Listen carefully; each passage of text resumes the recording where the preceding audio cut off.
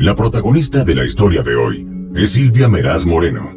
Es poco lo que se sabe de la vida de esta mujer, nacida en 1968 en una humilde comunidad de Hermosillo, estado de Sonora, al noroeste de México. La localidad está situada cerca de la frontera norte de Estados Unidos, con los estados de Arizona y Nuevo México. Una vida de pobreza y dando tumbos.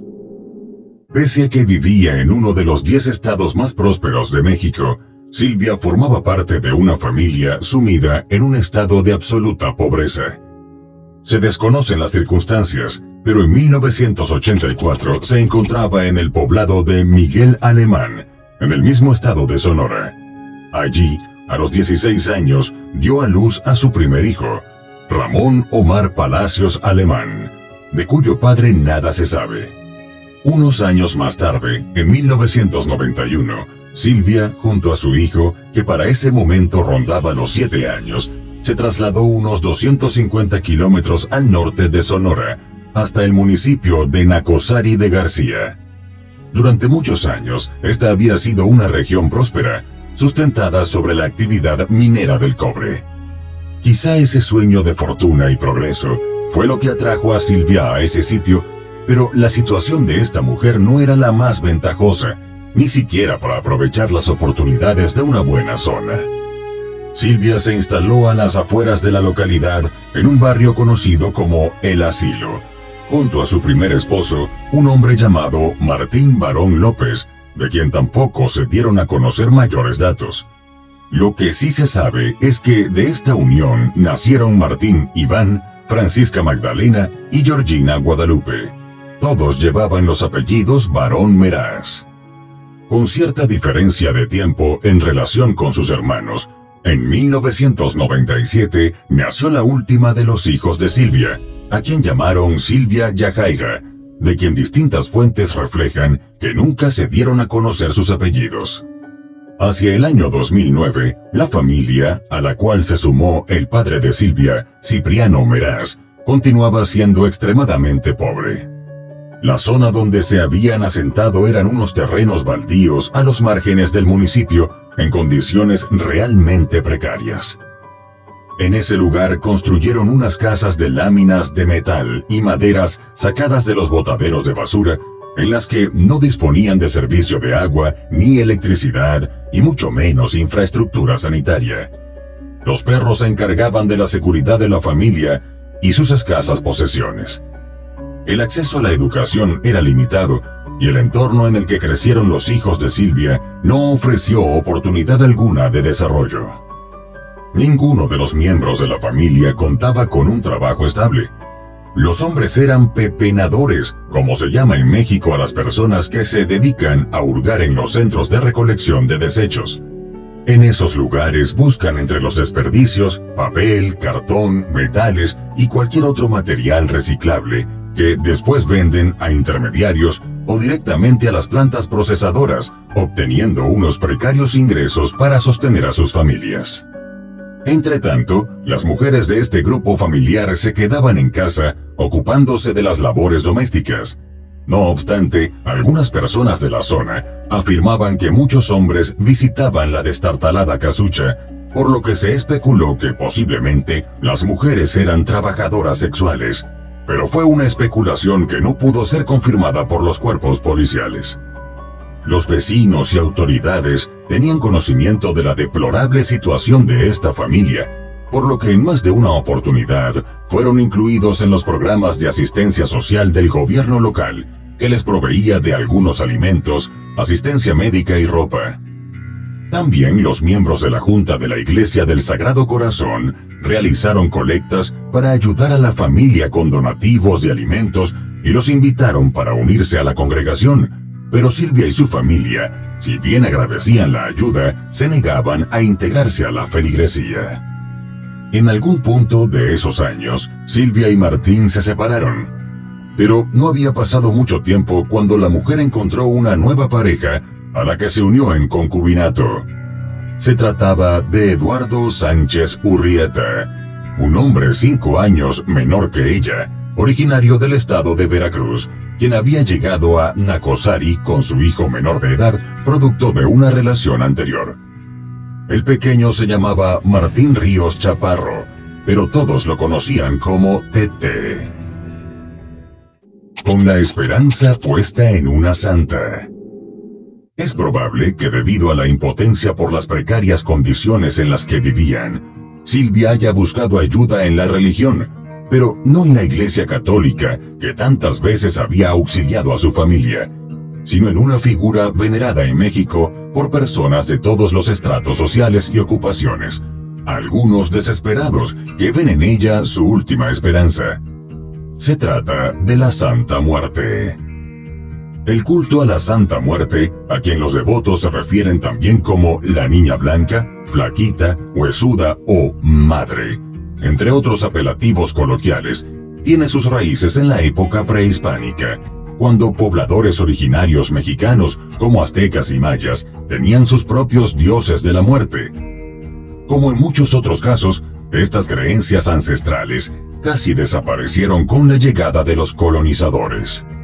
Pero más adelante, las más arraigadas en las poblaciones nativas se fueron sincretizando con la religión cristiana proveniente de Europa.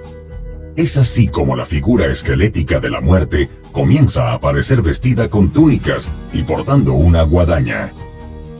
Pero fue en el siglo XIX cuando la devoción a la Santa Muerte reapareció completamente en México, primero en la localidad de Hidalgo, y luego se extendió a los estados de México, Veracruz, Guerrero y el Distrito Federal. Si bien la historia completa de este culto es larga, vale la pena resaltar que quizá la falta de reglas morales para sus seguidores y que las promesas de recompensa no están diferidas a una vida después de la muerte, han sido tan atractivos que poco a poco fueron capturando a un sólido grupo de creyentes que incluye a políticos, artistas, empresarios, sociales, trabajadores y delincuentes, así como personas y familias de todos los estratos.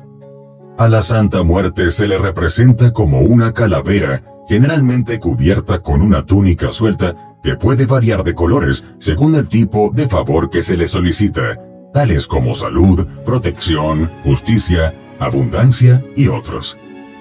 En este sentido, la figura puede portar una guadaña, una balanza, un globo terráqueo u otros implementos. Para lograr sus favores, los creyentes ofrendan a la Santa Muerte flores, comida, bebidas alcohólicas, como el tradicional tequila, tabaco e incluso cannabis. Su culto no requiere de grandes edificaciones como iglesias. En cualquier vivienda, tienda, calle y en centenares de pequeños santuarios al borde de las carreteras, la Santa Muerte es venerada. Sus millones de creyentes en el territorio mexicano le rinden un culto que, según algunos especialistas, es comparable con la veneración que genera en ese país la Virgen de Guadalupe. Volviendo a nuestro caso, Silvia buscó en la Santa Muerte la solución a todos sus problemas y los de su familia. Al principio, la mujer colocó un cuadro con la esquelética imagen, formando un altar a su alrededor, en el cual comenzó a ofrendar flores, comida y bebidas. Las peticiones de Silvia eran muy sencillas: salud, bienestar para ella y su familia, protección y la posibilidad de encontrar dinero. Y no se refería a trabajos serios, estables y bien remunerados, sino que de hecho rogaba porque los hombres de su familia encontraran personas con grandes cantidades de dinero que pudieran robar y que no fueran descubiertos ni detenidos. A oídos sordos, ofrendas sangrientas. Poco a poco, Silvia fue involucrando a los demás miembros de la familia en esta devoción. Pero, lamentablemente, los favores solicitados no se materializaban. Fue entonces cuando la matriarca comenzó a decir que hablaba con la Santa Muerte, o al menos la escuchaba, y que la deidad le pedía una ofrenda mayor, un sacrificio de sangre. Las reseñas no especifican cuánto tiempo tardó en conseguir a su víctima para el sacrificio ritual, pero lo cierto es que el 4 de diciembre del año 2009, Silvia invitó a su casa a una vecina de un poblado cercano, una mujer de 55 años llamada Cleotilde Romero Pacheco, con quien había establecido cierta relación de amistad. Cleotilde vivía con su esposo en una casa en una localidad cercana, y para ayudar a la manutención del hogar, la mujer salía a la calle con un carrito a vender paletas de helados de agua. Lo cierto es que un día, quizá con la excusa de invitarla a tomar un café y conversar, Silvia logró que Cleotilde fuera a su casa. En el desarrollo de la visita, Silvia fue conduciendo a su amiga al sitio perfecto, y en ese momento le pidió que por favor le recogiera un billete de 20 pesos, algo más de $1 en ese momento, que estaba en el piso de tierra de la vivienda. La servicial Cleotilde se agachó a recoger el dinero, y al instante Silvia, que había dejado a mano un hacha, la tomó y le asestó 3 brutales golpes en el cuello de la vecina, con lo que la cabeza quedó prácticamente separada del cuerpo de la infortunada mujer. No contenta con eso, Silvia tomó un cuchillo que clavó en el abdomen de la víctima. Como parte de la ceremonia, la sangre fue recogida en un recipiente y ofrendada en el altar de Santa Muerte. Finalizado el ritual sangriento, Cipriano, el padre de Silvia, intentó incinerar el cadáver para hacerlo desaparecer, pero de pronto se dio cuenta de que aquello no era tan sencillo. El hombre buscó un lugar no demasiado lejos de la casa, donde, con ayuda de una de sus nietas, trasladó el cuerpo, cavó un hoyo y sepultó los restos de Cleotilde. Al día siguiente, el esposo de la víctima comenzó a buscarla en el poblado. Preguntó a todos los que habitaban cerca de su casa y en las calles que solía recorrer vendiendo sus helados, pero nadie supo decir a dónde había ido Cleotilde. Las autoridades fueron notificadas, pero al parecer tampoco pusieron demasiado empeño en la búsqueda. Finalmente, todos llegaron a la conclusión de que la mujer había abandonado a su marido por otro hombre, y el tema quedó cerrado. En las semanas y meses siguientes, la familia esperó con ansias que Santa Muerte les concediera lo que habían pedido, pero pasaba el tiempo y no había ninguna fuente de dinero accesible para robar, y la situación de precariedad del grupo seguía igual.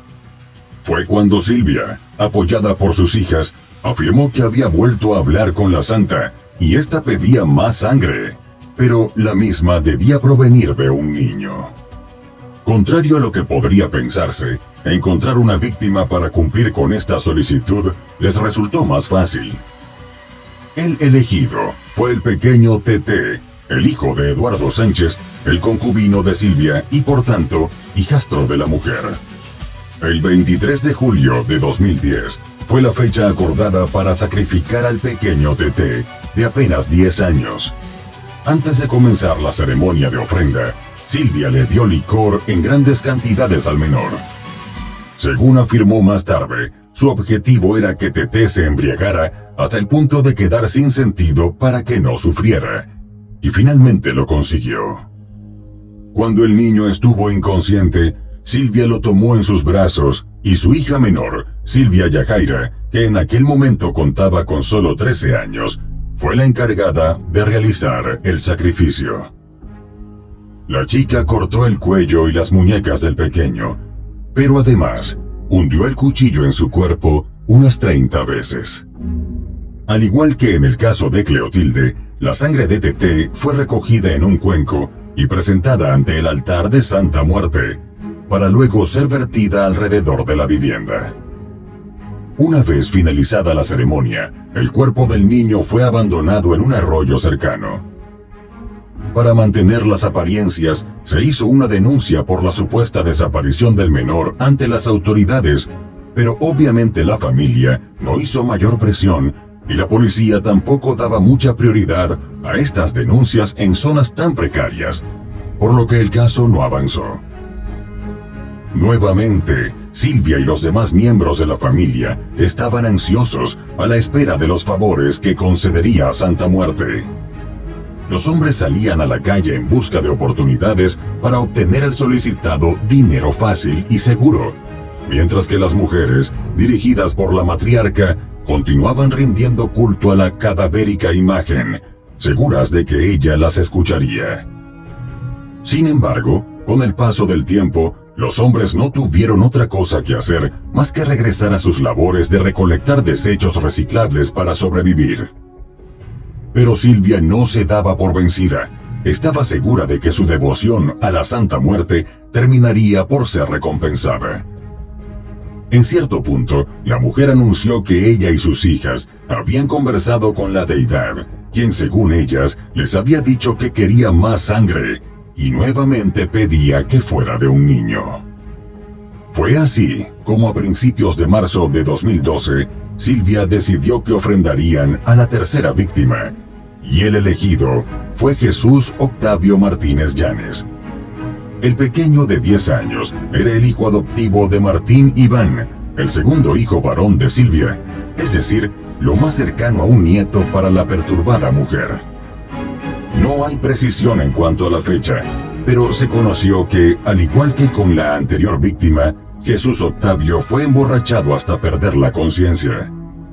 Cuando eso sucedió, Silvia sostuvo al niño en sus brazos frente al altar erigido a la Santa Muerte en su casa, y una de sus hijas fue la encargada de cortar el cuello del pequeño. Como antes, la sangre fue derramada en el altar y luego en un perímetro alrededor de la humilde vivienda. Reportes afirman que este sacrificio fue presenciado por otros menores miembros de la familia de 1, 2 y 5 años que fueron involucrados en el ritual. Los parentescos de estos niños no fueron aclarados en los relatos periodísticos de la época. Eduardo, el concubino de Silvia, fue el encargado de disponer de los restos del menor. Pero a diferencia de los casos anteriores, esta vez la familia no quiso dejar el cuerpecito a la intemperie, por lo que el hombre cavó un hoyo en el piso de tierra de la casa, debajo de la cama de una de las hijas de Silvia. Allí lo depositaron y lo cubrieron con tierra. Pero el agujero no era demasiado profundo, por lo que para evitar la emisión de olores cuando el cuerpo comenzara a descomponerse, vertieron concreto sobre la tumba improvisada. A la tercera va la vencida, aunque no como Silvia esperaba. Pero en esta oportunidad sí había alguien que echaría de menos a la víctima de los siniestros rituales. La madre biológica de Jesús Octavio acudió a la policía acompañada por su nueva pareja para reportar la desaparición de su hijo. Esta vez, con la presión de los familiares directos del niño, las autoridades se pusieron a trabajar. Las primeras pistas orientaron a los investigadores a la hipótesis de que fue captado por una red de tráfico de menores. Esto se debió a que Jesús Octavio fue visto por última vez pidiendo limosnas en una zona cercana a la frontera con Arizona, Estados Unidos. Sin embargo, luego de seguir varios indicios, esta suposición quedó descartada. Entonces, los investigadores dirigieron la mirada hacia el núcleo cercano del pequeño, y uno de los primeros sitios para rastrear fue la vivienda de sus familiares. Durante la inspección al precario inmueble, fue notoria la presencia del altar a la Santa Muerte, en el cual parecía haber manchas de sangre. Pero los oficiales consiguieron todavía más sospechosa la cubierta de concreto debajo de una de las camas, en medio del suelo de tierra del resto de la vivienda. Los investigadores no tardaron mucho en encontrar la fosa con los restos de un niño, que posteriormente fue identificado como el menor desaparecido que estaban buscando. Las pericias se extendieron a todas las áreas de la casa y sus alrededores, donde efectivos de la Policía Estatal de Investigación localizaron lo que quedaba del cadáver del primer niño sacrificado en las inmediaciones de un arroyo. Además, encontraron los restos a medio calcinar de Cleotilde, también enterrados. Todos estaban en un radio de 100 metros alrededor de la vivienda familiar. Dentro de esa misma área, a unos 30 metros circundando la casa, fueron confirmados rastros de sangre de las dos víctimas menores, así como en el altar dedicado a la Santa Muerte, levantado al interior de la construcción de madera y láminas de metal. La santa no cumplió, pero la justicia sí. Prácticamente todos los integrantes de la familia de Silvia fueron detenidos e interrogados, mientras que los 3 pequeños menores de 5 años fueron llevados bajo custodia de las autoridades. La fidelidad de los miembros de la secta, como los calificaron las autoridades y la prensa, no resistió mucho. Muy pronto, las hijas de Silvia, en particular la mayor, confesaron su participación en las muertes, pero afirmaron que la mujer las había amenazado con quitarles la vida si no ayudaban en la ejecución de los sacrificios humanos. Tras culminar los interrogatorios, José Larrinaga Talamantes, vocero de la Procuraduría General de Justicia en Sonora, dio información oficial a la prensa. Se inició una investigación por parte de este grupo especial de la PEI. Se logró establecer la responsabilidad en el homicidio del menor, a quien sacrificaron en un culto a la Santa Muerte. Y las personas que fueron detenidas, todos familiares directos, están aceptan su participación en los hechos. A finales de marzo de 2012, las autoridades presentaron a la prensa a los detenidos, 8 en total. Todos habían confesado su participación en las muertes. Se trataba de Silvia Meraz Moreno, de 44 años, 4 de sus 5 hijos, Ramón Omar, de 28 años, Francisca Magdalena, alias La Nena, de 21 años, Georgina Guadalupe, apodada La Coqui, de 20 años, y Silvia Yajaira. Esta última, al momento de la detención, tenía apenas 15 años.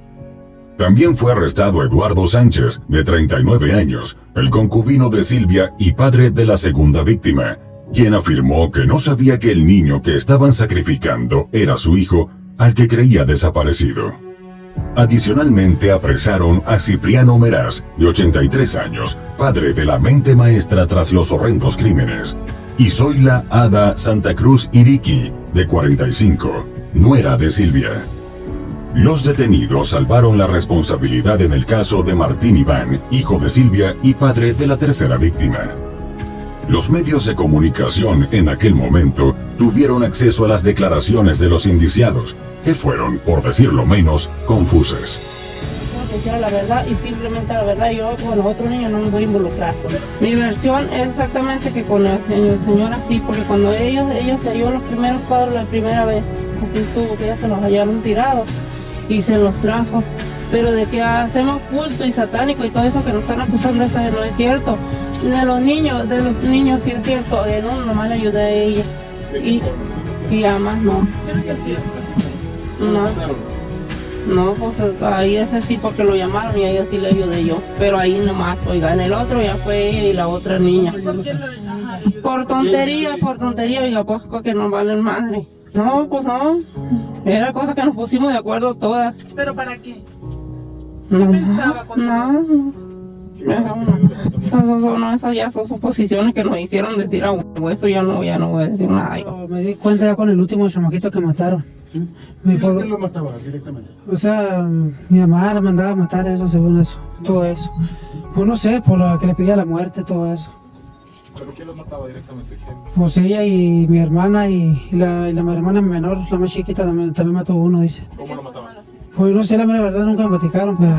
Pues según la muerte le pedía que en el bush lo mataran, que en el bush la degollaran. ¿Cómo elegían a la víctima? A la víctima, la Cotile. Y el otro le mató, el chamaquito es el hijo de él, del muchacho que está aquí, el matado Tete. Y luego ya el Jesucito, que después como lo quería mucho como sobrino, me lo broncaron a mí también, pero yo no tuve que ver nada en esa bronca. No, nada más hacía lo que ella me ordenaba, porque tenía miedo que ella nos amenazaba que nos iba a matar, nos amenazaba, la fe nos amenazó. Yo lo hicimos, yo lo hice como ella. Ella me contó a mí que ella había matado a mi hijo, que tenía amenazada a mí, que a mí también me iba a matar. A los indiciados en el caso de la secta satánica Adoradores de la Santa Muerte, como fueron identificados en los medios de comunicación, los imputaron por homicidio calificado con premeditación, alevosía, traición, por motivos depravados y de brutal ferocidad. Adicionalmente, Silvia fue acusada como autora intelectual de los 3 crímenes y materialmente responsable del primero y del último. De igual modo, las autoridades agregaban al grupo cargos por robo con violencia, asociación delictuosa, corrupción de menores y violación a las leyes de inhumación y exhumación. Todos los imputados quedaron detenidos y puestos a disposición de Juzgado Sexto en lo penal en Hermosillo, la capital del estado de Sonora, donde, tomando en cuenta que todos los procesados habían aceptado su responsabilidad en los crímenes, se les dictó sentencia. Silvia Meraz Moreno fue condenada a una pena acumulada de 180 años de prisión, mientras que 6 de los restantes participantes en los hechos recibieron castigos de 60 años de prisión cada uno. En el caso de la adolescente de 15 años, Silvia Yajaira, se determinó que permanecería en el Instituto de Aplicación de Medidas a Menores hasta cumplir la mayoría de edad, momento en el cual sería juzgada. En relación con los menores de edad que se vieron involucrados en los hechos, Ernesto Munro, en aquel momento secretario de Seguridad Pública Estatal, informó que sobre los niños de 1 y 2 años consideraban que no hubo daño, porque a esa edad no eran capaces de entender lo que sucedía. En lo que respecta al infante de 5, que ya podía comprender lo que estaba viendo, el procurador de defensa del menor y familia, Francisco Javier Gómez, afirmó que se le estaba ofreciendo ayuda psicológica y psiquiátrica, una asistencia que también estaba disponible para los más pequeños. Por otra parte, sobre Silvia Yajaira, de 15 años, se dijo que al haber crecido viendo las prácticas que llevaba a cabo su familia, no veía ninguna maldad en los hechos y creía que era algo completamente normal. Los especialistas afirmaron que tomaría tiempo de terapia y educación para que la chica pudiera recuperarse mentalmente de lo sucedido. Por su parte, el gobernador del estado de Sonora, Guillermo Padres Elías, afirmó que no había antecedentes en esa entidad de un hecho semejante y pidió a los pobladores denunciar cualquier práctica, del tipo que sea, que se considere fuera de lo normal y que pueda poner en peligro a alguna persona. No obstante, en 2003, el culto a la Santa Muerte estuvo legalmente reconocido por las autoridades mexicanas e incluso en la lista de religiones registradas. Pero en 2005, la secretaria de Gobernación de México le retiró el registro constitutivo, afirmando que esta adoración desviaba gravemente los fines establecidos en los estatutos de la Ley de Asociaciones Religiosas y Culto Público en ese país. Quienes adversan esta creencia afirman que es una religión de narcotraficantes y asesinos, pero quienes la defienden sostienen que delincuentes hay en todas las religiones.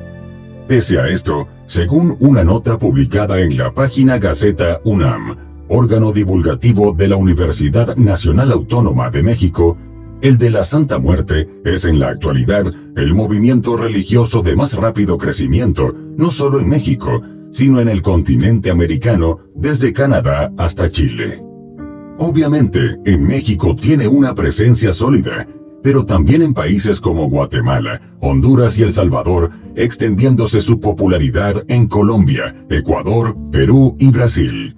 Según el experto Andrew Chestnut, de Virginia Commonwealth University en Estados Unidos, aunque no hay sondeos oficiales, de acuerdo con sus años de estudio, estima que en el continente hay alrededor de 12 millones de devotos a la Santa Muerte. Esta es sin duda una de las historias criminales más siniestras registradas en México durante la segunda mitad del pasado siglo, que involucra prácticas paganas en las que participaron prácticamente todos los miembros de una misma familia.